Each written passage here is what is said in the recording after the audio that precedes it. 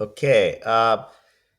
I have been thinking a lot, as my brain likes to do, and I'm going to start making a lot more content. And one of the things I'm going to start with is content regarding who I am. It's one of the divisive things in my life. One of the divisive things in my life, I mean because I'm different than other people, and I'll explain why when I explain about myself. Um, it's difficult for the movements I attempt and the books that I write, uh, and just meeting people and who I am as a person. It can be a difficult thing to assume to understand. It's a difficult thing to understand another person who's doesn't really fit into society or is different than the society you're used to, your norms anyway. Um, so anyway, I want to kind of explain. I think it would help whether you read any of my books or listen to any of my content for me to start by sort of explaining a little bit about myself. Um, so I was born in 1977. When I was about 5 years old, um, I had head trauma. I was playing lightsabers with my brother after, believe it would be Return of the Jedi, because it would be 82 when I was five. Um, Born when the first Star Wars came out, my claim to fame. Uh, and anyway, we were playing in a mall, slipped, hit my head on brick, blah, blah, blah, blah. Long story less long. I seemed okay, but I was not.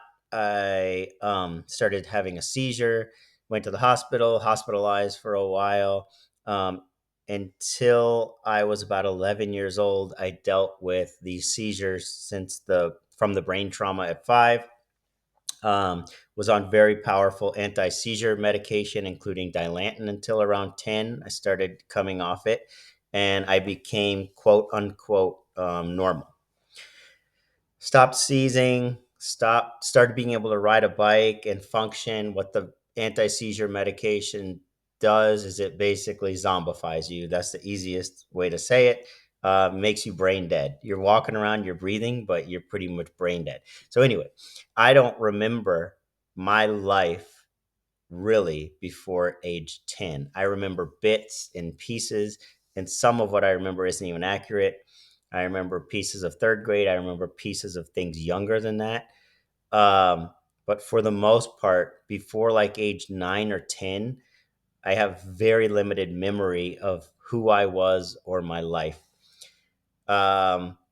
To explain what that means in regards to what you need to understand about me, and now 47-year-old dude, is that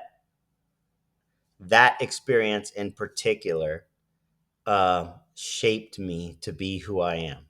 And who I am is someone who is very um, anti structure, anti assumption of structure, anti assumption of authority, not just authority, but because of the assumption of it, anti bureaucracy, anti the idea that human beings before us, before me, and before my parents, and before that, have just figured it out.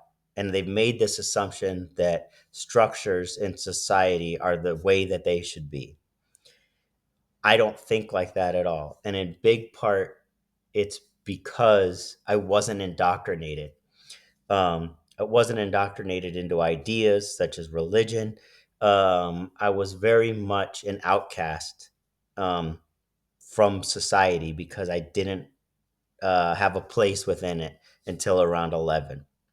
So, because of that, I very much am an outsider in ways that most people just cannot comprehend because their brain was functioning and they did absorb all of that information as youth that affects who they became as adults. Um, yeah, I'm almost at 5 minutes, and I just wanted to start with video. I'll make more to go further into it. Uh, but in big part, when you read what I write, when you listen to what I say, it may be obvious, the broad part of it, but you may not know the specifics.